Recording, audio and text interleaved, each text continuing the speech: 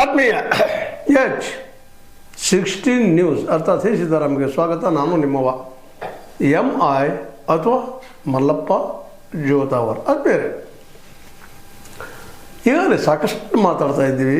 ಧರ್ಮಸ್ಥಳದ ಬದಲಾಗಿ ಇಷ್ಟು ಮಾತಾಡಬಾರ್ದಾಗಿತ್ತು ಅಂತ ಅನಿಸಿದ್ರು ಸಹ ಅಲ್ಲಿ ನೂರಾರು ಸಾವುಗಳು ನಡೆಯುವುದು. ಅದರಲ್ಲಿ ಇತ್ತೀಚೆಗೆ 74 ಹೊಸ ಸಾವುಗಳ ಬಗ್ಗೆ ಪ್ರತಿಯೊಂದರ ಏನಪ್ಪ ಅಂತಂದ್ರೆ ಈ ತೀರಿಕೊಂಡಂತಹ ವ್ಯಕ್ತಿಗಳು ಯಾರು ಏನು ಎಂದು FIR ಆಗಲೇಬೇಕಂತೇಳಿ ಕುಸುಮಾವತಿ ಆಯಿತು, ಮುಂದದೇ ಕಾಲಕ್ಕೆ ನಮ್ಮ ಬಾಲಣ್ಣ ಅವರಾಯಿತು, ಕೋರ್ಟ್ಗೆ ಹೋಗಿದ್ದು. ಈಗ ಚರ್ಚೆ ಮಾಡಿದ್ದೀವಿ ಸಾಕಷ್ಟು.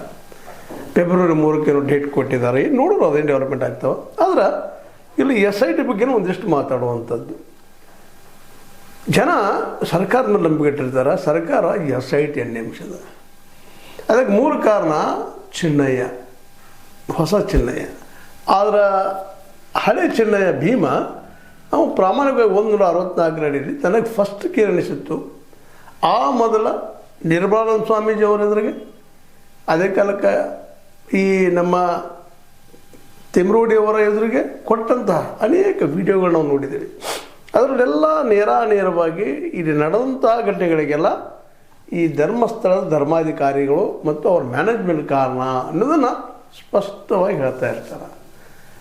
ಆದರೆ ಯಾವಾಗ SIT ಅವರು ತಮ್ಮ ಸುಪರ್ದಿ ತೆಗೆದುಕೊಂಡು ಎಲ್ಲೆಲ್ಲೇ 15 ಸ್ಥಾನಗಳಲ್ಲೇ 2 ಕಡೆ ಬಿಟ್ಟು 1 ಕಡೆ ಮೂಳೆಗಳು ಸಿಗದೇ ಇದ್ದಾಗ ಇವರು ಮತ್ತೆ ಎನ್ಕ್ವೈರಿ ಮಾಡೋ ಸಲುವಾಗಿ ತೆಗೆದುಕೊಂಡು ಹೋದರು. ಅಲ್ಲೇ ಚಿನ್ನಯ್ಯಗೆ ಅಷ್ಟೋ ಗೊತ್ತಾಗಿತ್ತು, ಚಿನ್ನಯ್ಯಪ್ಪ ಇವನು ಅಲ್ಲಿದ್ದಂಥವ, ಅಲ್ಲೇ ಬೆಳೆದಂಥವ, ಅಲ್ಲಿ ದುಡದಂಥವ ಅಂತೇಳಿ ಗೊತ್ತಾದ ತಕ್ಷಣ ಅವನ ಮೇಲೆ ಎಲ್ಲ ರೀತಿಯಿಂದ ಅಟ್ಯಾಕ್ ಮಾಡಿದ್ರೇನೋ ಅನ್ನೋದು ಸಂಶಯ ಇವತ್ತಿಗೆ ಜನಮಾನಸದಲ್ಲಿದೆ. ಯಾಕಂತಂದ್ರೆ ಅಲ್ಲಿ ಅವ್ರಿಗೆ ಒಂದು ಹೇಳ್ತಾನೆ, ನಂತರದಲ್ಲಿ ಮತ್ತೊಂದು ಹೇಳಿಕ್ಕೆ ಶುರು ಮಾಡಿಬಿಡ್ತಾನೆ. ಇದು ನಿಮಗೂ ಗೊತ್ತದೆ. ಈಗ ಸಗಲ ಚರ್ಚೆ ಮಾಡಿದ್ದು ಯಾಕೆ ಹಿಂಗಾದ, ಯಾಕೆ ಬದಲಾದ, ಕಡೆಗೆ ತಿಮರೋಡಿ ಮಟ್ಟೆಣ್ಣವರ ಒಂದು 5-6 ಜನ ಮೇಲೆ ಆರೋಪ ಮಾಡಿದ್ರು. ಇವರೆಲ್ಲರ ಕಾರಣಕ್ಕಾಗಿ ಇವ್ರು ಹೇಳಿಸಿದ್ರು, ನಾನು ಹೇಳಿದ್ನಿ ಅಂತೇಳಿ ಅವ್ರು ಹೇಳಿದ ನನಗೆ ಗೊತ್ತಿಲ್ಲ ಅನ್ನೋದು ಮಾಡ್ತಾರೆ. ಮೊದಲು ಅಂತಿರ್ತಾರೆ ಅವರು. ಈ SIT ನೇಮನುಕಿಯಾಗೆ ಅವ್ರು ಎನ್ಕ್ವೈರಿ ಮಾಡೋದು ಪೂರ್ವದಲ್ಲಿ ಸಾಕಷ್ಟು ಹೇಳ್ತಾರೆ. ಇಲ್ಲ ನಾವು ಜೀವ ಭಯದಿಂದ ನಾವು ಧರ್ಮಸ್ಥಳ ಬಿಟ್ಟು ಹೋಗಿದ್ವಿ, ಇವೆಲ್ಲ ಈ ಸೌಜನ್ಯಗಳದ್ದಾಗಿರ್ಬೋದು, ಇನ್ನುಳಿದ ಕೇಸುಗಳಾಗಿರ್ಬೋದು, ಇದರೆಲ್ಲ ಈ ಧರ್ಮಸ್ಥಳ ಧರ್ಮಾಧಿಕಾರಿಗಳ ಮ್ಯಾನೇಜ್ಮೆಂಟ್ ಕಾರಣದ ಅನ್ನುವಂಥ ಮಾತಾಡಿದ್ರು ಅನ್ನುವಂಥದ್ದನ್ನು.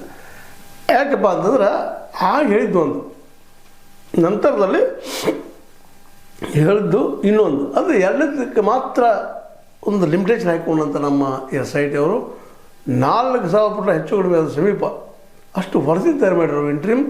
ಅದರಲ್ಲಿ ಏನಪ್ಪ ಅಂತಂದ್ರೆ ಆ 15 ಸ್ಥಳಗಳು ಏನು ಸಿಗಲಿಲ್ಲ, ಏನು ಸಿಕ್ಕು ಅದ್ರ ಏನು ರಿಪೋರ್ಟ್ ಬಂತು ಏನೋ ಮಾಡಿ ಅದು ಸಬ್ಮಿಟ್ ಮಾಡಿದ್ದಾರೆ ಈಗಾಗಲೇ. ಅದರ ಆಧಾರ ಮೇಲೆ ಅದು ಕೆಲವೊಬ್ಬರು ಅದು ಚಾರ್ಜ್ ಶೀಟ್ ಅದು ಕರ್ಕೊಂಡ್ರು, ಮತ್ತೇನೋ ಅಂದರು. ಈಗ ಇಂಟ್ರಿಮ್ ರಿಪೋರ್ಟ್ ಅಂತ ಹೇಳ್ತಾ ಇದ್ದಾರೆ, ಮಧ್ಯಂತರ ವರದಿ ಅಂತೇಳಿ ಸ್ವತಃ SIT.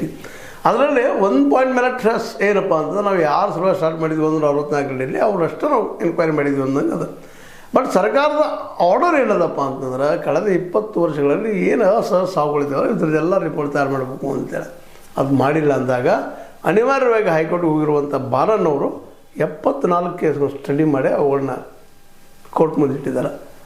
ಇವುಗಳ ತನಿಖೆ ಆಗಬೇಕು.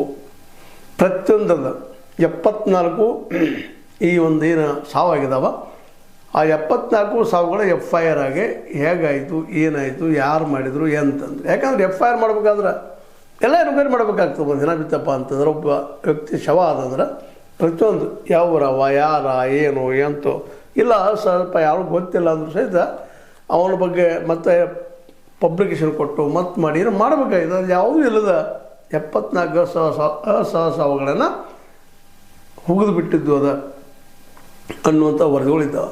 ಅದನ್ನೆಲ್ಲ ಇಟ್ಕೊಂಡು ಡಾಕ್ಯುಮೆಂಟ್ಸ್ ಎಲ್ಲ ತಕ್ಕೊಂಡು ಇವತ್ತು ದೊಡ್ಡ ಪ್ರಮಾಣದಲ್ಲಿ ನಾವು ಹೋರಾಟ ನಡೆಸಿದ್ದಾರೆ. ಇದು SITಗೆ ನುಂಗಲಾರದ ಬಿಸಿ ತುಪ್ಪ. ಯಾಕಂದ್ರೆ SIT ಏನಾದ್ರೂ ಬರ್ ದಾಡ್ಕೊಂಡು ಹೋಗ್ಬೇಕು ಅನ್ನುವಂಥದ್ದಿತ್ತು.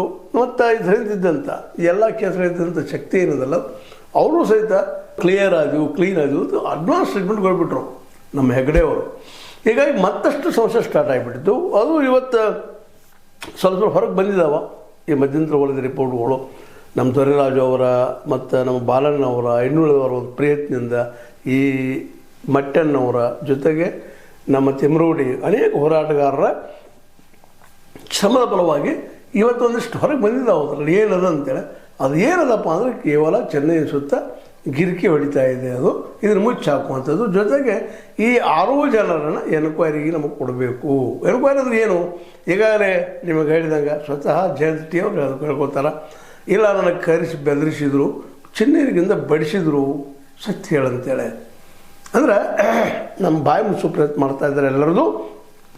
ನಮ್ಮ 6 ಜನರದ್ದು ಇದು ತನಿಖೆ ಆಗಬೇಕು, ಮತ್ತೊಂದು ತನಿಖೆ ಆಗಬೇಕು ಅಂತೇಳಿ SIT ಮೇಲನ ಅವರು ತಿರುಗಿ ಬಿದ್ದಿದ್ದಾರೆ. ಇವತ್ತು ಹೈಕೋರ್ಟ್ಗೆ ಹೋಗಿದ್ದಾರೆ. ಇವೆಲ್ಲ 74 ಸಾವುಗಳು ಹೆಂಗದು ಅಂಥೇಳಿ ಈ ನೆಲೆಯಲ್ಲಿ ಇಡೀ ಪ್ರಕರಣವನ್ನು ಇನ್ನೊಮ್ಮೆ SIT ಅನ್ನೋ ಸಹಿತ ತನಿಖೆ ಮಾಡಬೇಕು ಅನ್ನೋಷ್ಟು ಮಟ್ಟಿಗೆ ಅವ್ರ ವಾದದ ಆ ವಾದ ನೋಡಿದ್ರೆ ಅದರಲ್ಲೂ ಇವರು ಇಲ್ಲಿವರೆಗೆ ಈ SIT ಇದ್ರ ಹಿಂದಿದ್ದವ್ರು ಯಾರು, ಈ ಸಾವುಗಳು ಹಿಂದಿದ್ದವ್ರು ಯಾರು ದಿಶೆಯಲ್ಲಿ ಇವ್ರೇನು ಆರೋಪ ಮಾಡಿದ್ರಲ್ಲ ಆ ವ್ಯಕ್ತಿಗಳು ಕರೆಸಿ ಇವತ್ತಿಗೂ ಎನ್ಕ್ವೈರಿ ಮಾಡಿಲ್ಲ. ಎನ್ಕ್ವೈರಿ ಮಾಡೋ ಚಾನ್ಸಸ್ಸೂ ಇಲ್ಲ. ಅಂದಾಗ ಸತ್ಯ ಹೊರಗೆ ಬಂದರೆ ಹೆಂಗೆ ಬರ್ಲಿಕ್ಕೆ ಸಾಧ್ಯ ಅದ? ಅದಕ್ಕೆ ಇವತ್ತು ಮಹಿಳೆಯರಾಗಿರ್ಬೋದು, ಮಹಿಳೆಯರ ಹೋರಾಟ ಈ ರಾಜ್ಯ ತುಂಬ ಶುರುವಾಗ್ಯದ. ಎಲ್ಲ ಕಡೆ ಸ್ಟಾರ್ಟ್ ಆಗಿದೆ ರೀ. ಅದ್ರ ಜೊತೆ ಮೈಕ್ರೋ ಫೈನಾನ್ಸ್ ಸೇರ್ಕೊಂಡದ, ಭೂ ಹಗರಣಗಳು ಸೇರ್ಕೊಂಡಿದ್ದಾವೆ. ಹೀಗಾಗಿ ಎಲ್ಲ ಕಡೆಗಳಿಂದಲೂ ಅಟ್ಯಾಕ್ ಜೋರಾಗಿದ್ದರಿಂದಾಗೆ ಜೊತೆಗೆ ಮಹಿಳಾ ಆಯೋಗದ ಅಧ್ಯಕ್ಷೆ ನಾಗಲಕ್ಷ್ಮಿ ಚೌಧರಿ ಅವರು ಅವ್ರ ಜೊತೆಗಾರರು ಎಲ್ಲರೂ ಇದಕ್ಕೆ ಬೆಂಬತ್ತಿದ್ದಾರೆ.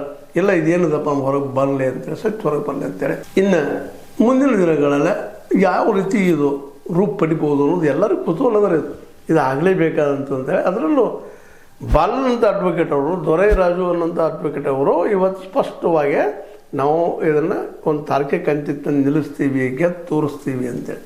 ಕೇವಲ ಸೌಜನ್ಯ ಒಂದೇ ಅಲ್ಲ, ಇಲ್ಲಿ ಅವ್ರು ಹೇಳುವ ಪ್ರಕಾರ ಪದ್ಮಲತಾ ಆಗಿರ್ಬೋದು, ವೇದವಲ್ಲಿ ಆಗಿರ್ಬೋದು, ಆನೆ ಮಾವುತನ ಆಗಿರ್ಬೋದು, ಜೊತೆಗೆ ಅವ್ರ ತಂಗಿ ನಮ್ಮ ಯಮುನಾ ಅವರು ಆಗಿರ್ಬೋದು, ಇವರೆಲ್ಲರ ಒಂದು ಸಾವಿಗೆ ಇವತ್ತು ನಾವು ಏನಪ್ಪ ಅಂದ್ರೆ ಉತ್ತರ ಪಡಿತೀವಿ, ಸತ್ತು ಹುಡುಕ್ತೀವಿ ಅಂತೇಳಿ ದೊಡ್ಡ ಒಂದು ಮನಸ್ಥಿತಿಯನ್ನು ಹೊಂದ್ಕೊಂಡು ಹೋರಾಟ ಮಾಡ್ತಾಯಿದ್ದಾರೆ. ಇದು ಅಷ್ಟು ಸುಲಭವಾಗಿ ಮುಚ್ಚಿ ಹೋಗುವಂಥದ್ದೆಲ್ಲ. ಯಾಕಂದ್ರೆ ಭಾಳಷ್ಟು ಆಗಿದಾವ್ರಿ ಇವು, 1, 2 ಹೇಳುವಂಥವು ದಿನನಿತ್ಯ ಹೇಳಬೇಕಾಗಿದೆ ಇದನ್ನು. ಯಾಕಂದ್ರೆ ಒಂದೇ ಕಾರಣ ಸತ್ಯ ಹೊರಗೆ ಬರಲಿ ಅನ್ನುವಂಥದ್ದು.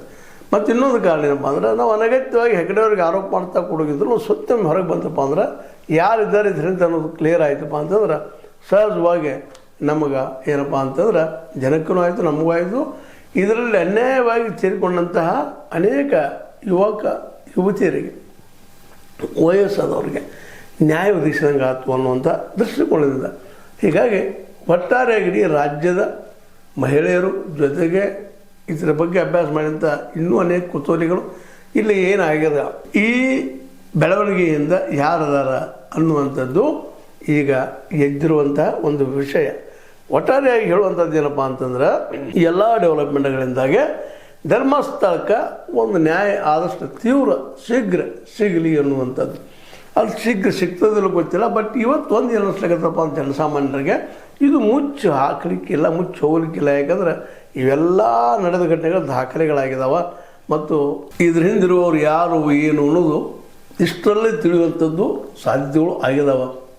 ಬಟ್ ಜನ ಎಲ್ಲ ಇನ್ನಷ್ಟು ಕುತೂಹಲದಿಂದ ಇದು ಆದಷ್ಟು ಮುಗಿಲಿ ಅನ್ನುವಂಥ ಆಸಕ್ತಿಯಿಂದ ಎದುರು ನೋಡ್ತಾ ಇದ್ದಾರೆ.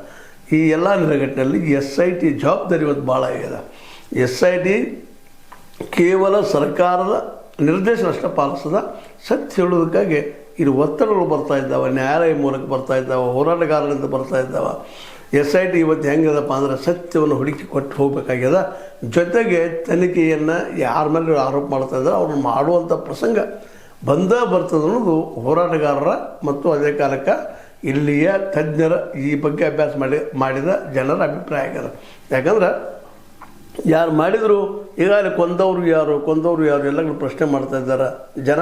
ಅದರಲ್ಲೂ ಮಹಿಳೆಯರು ಅವ್ರಿಗೆಲ್ಲ ಇವತ್ತು ಉತ್ತರ ಕೆಲಸ ಯಾರದಪ್ಪ ಅಂದರೆ SIT. ಅದಕ್ಕೆ SIT ಇದು ಮೋಸ್ಟ್ ಪ್ರಾಬಬ್ಲಿ ಅಥವಾ ಹೆಚ್ಚು ಕಡಿಮೆ ಅಥವಾ ಅದಕ್ಕಿಂತ ಹೆಚ್ಚಿಗೆ ಇದು ಮಾಡೈತಿ ಇರ್ತದಂಥ ಭರವಸೆಯಿಂದ ಬೆನ್ನತ್ತಿದ್ರೆ ಅದು ಮಾಡಬೇಕಾಗಿದೆ, ಅದು ಅದ್ರ ಕರ್ತವ್ಯ ಹೌದು ಅಂತೇಳಿ ಜನ ಆಡ್ಕೊಳ್ತಾ ಇದ್ದಾರೆ. ಅದು ಎಲ್ಲಿ ಮಾತಾಡ್ತದೆ ನೋಡೋಣ ಅಂತ. ಇದು ಇತ್ತೀಚಿನ ಇಲ್ಲಿವರೆಗೆ ಡೆವಲಪ್ಮೆಂಟು ಸ್ವಲ್ಪ ನೋಡಿ ಮಾತಾಡಬೇಕಾಗಿತ್ತು, ಮಾತಾಡಿದ್ರೆ ನಿಮ್ಗೆ ಲೈಕ್ ಮಾಡಿ, ಶೇರ್ ಮಾಡಿ, ಕಮೆಂಟ್ ಮಾಡಿ, ಜೊತೆಗೆ ಸಬ್ಸ್ಕ್ರೈಬ್ ಮಾಡಿಸ್ಕೊಂಡು S16 ನ್ಯೂಸ್ ಅರ್ಥ ಸಿದ್ದರಾಮಿದು ಸತ್ಯದ ಕೈಗೆ ನೋಡಿ ವಂದನೆಗಳು.